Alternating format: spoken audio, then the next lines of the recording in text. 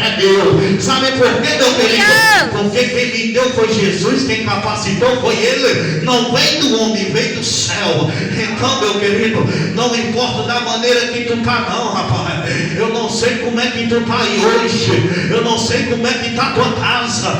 Mas Jesus está à porta a bater. Apocalipse 3:20. Ele diz: eis que eu estou à porta a bater.